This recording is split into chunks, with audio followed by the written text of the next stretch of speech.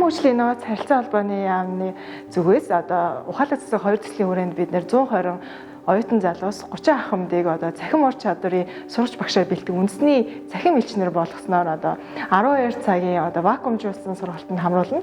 За энэ сургалтанд хамраснаар оюутнууд маань ахмад настуудтай хэрхэн харилцах уу, ур чадваруудыг сурахаас гадна одоо цахим иргэн ухаалаг утасны хэрэглээ, төрийн үйлчлэгийг одоо хэрхэн цахимаар авах уу, дээрэс нь мэдээлэл аюулгүй байдал гэсэн сургалтуудыг авч хичээлээр одоо вакуумжиж төгссөнийхаа дараа 1000 ахмад настай иргэдэд цахим ур чадварыг дээшлүүлэх сургалтуудыг орох юм аа.